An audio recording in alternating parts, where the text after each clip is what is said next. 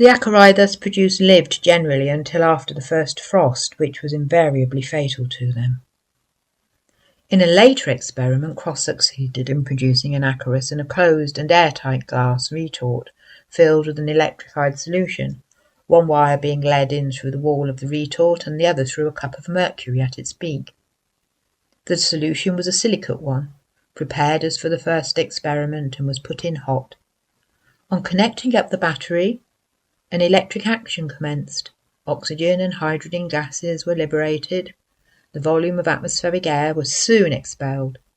Every care had been taken to avoid atmospheric contact and admittance of extraneous matter, and the retort itself had previously been washed with hot alcohol.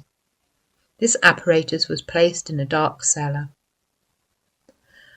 I discovered no sign of incipient animal formation until the 140th day, when I plainly distinguished one acarus actively crawling about within the bulb of the retort.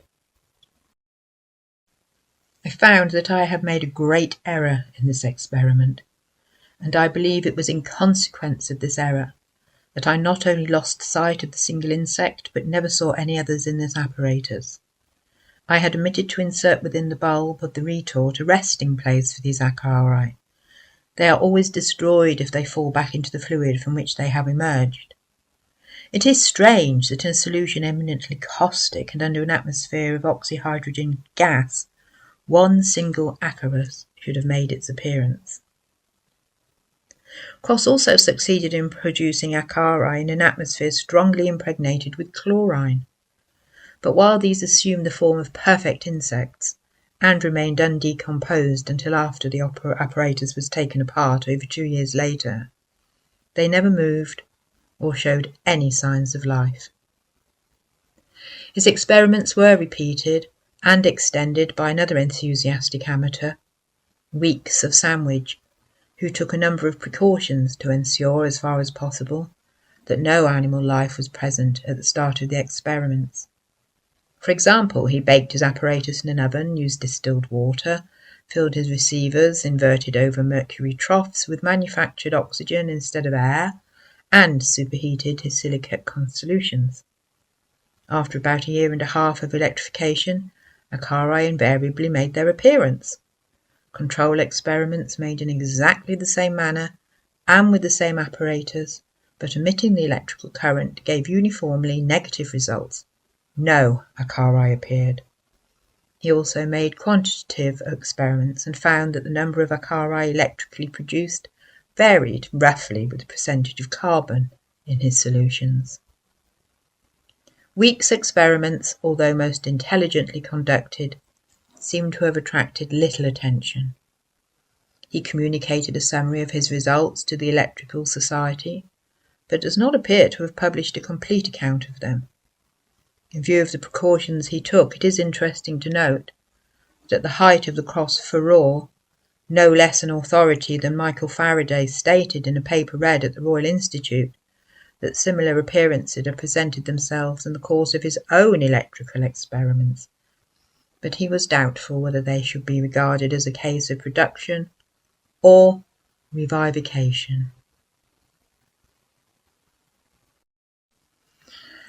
Andrew Cross understood he was walking on thin ice before the most respected scientists of his day. He was explaining an event that was completely foreign to their orthodox knowledge, and, because of that, he was inviting mockery. And the mockery came quickly. Charges of hoax and fraud overwhelmed him. He and his so-called insects were condemned openly as nothing more than a deception. As is often the case, time has obscured the precise procedure needed to perform this experiment successfully. Therefore, we may never know how and why these tiny creatures were created, or if they were ever created. However, could it have been conceivable that Cross, by chance, discovered the primordial soup that evolutionists theorize was needed to create the world's first life form? Or is there another explanation? Even today, scientists cannot explain away the acari that were perhaps created by Cross. And it is interesting that no scientist is even willing to reproduce the intriguing 19th century experiment. Andrew Cross died in the room in which he was born. He was 71.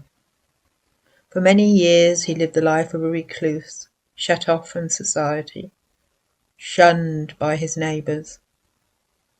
He died as he had lived, an honest man, who would make no concession of any kind to popular clamour, but sought truth wherever he might find it. Such men are the true salt of the earth. I wanted to ask about the colours of creation and within gases and things, and all the chakra colours seem to extend to the rainbow and octave hues, and could they be the colours of creation? Lovely And question. Sorry? Lovely question. Sorry, carry on. No? Would they be extended to the atmospheres above and possibly below the levels? Yes. Short answer, yes. Longer answer. The layers are constructed. The Mayans had a lovely depiction of it, of the layers. They had it different colours, the layers of the sky.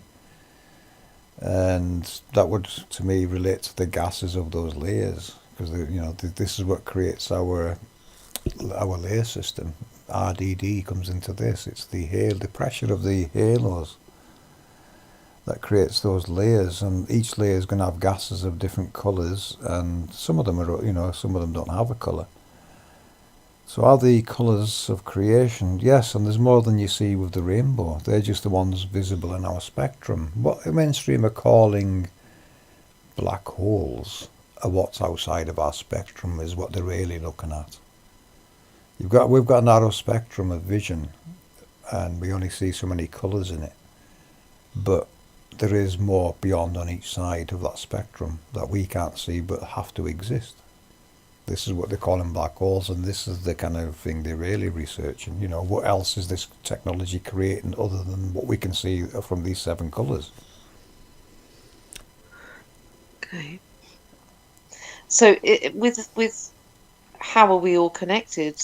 I suppose even the colours. Our aura isn't, people claim that that's a rainbow effect sort of thing, partly. Yeah. So possibly. How are we all connected? How is everything connected? On the aura, we probably have to have one because we do have electromagnetics within us, and we're operating in an electromagnetic environment. Our own little torus field? Yeah, we must have something like the angels have. They've got this field around them, the torus field. It's like a plasma ball. You can't see it, but it does exist there, and the effects of the rainbow, that's what creates the rainbow. It's this plasma ball, torus field effect. It's revolving as well. It's not stationary, it revolves. The movement, yeah. So almost like going inside out. Yeah, it's constantly rotating. So it's always mixing the positive and negatives of doing it. What was the question? Sorry, we keep doing that. How are we all connected? Is it a vibrational thing? Every living thing in this world is connected to this construct in some way, shape, or form. I mentioned earlier about our blood going through our veins. This technology around us it's programming the atmosphere we breathe, and we're all connected within that. To this, the source is this construct. We all connect to the source in some way, and it governs our lives. You might not see it or notice it, but it does govern. Without it, we probably wouldn't be able to survive. No.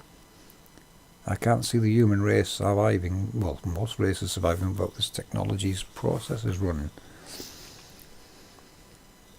A life force. It's referred to in ancient texts, and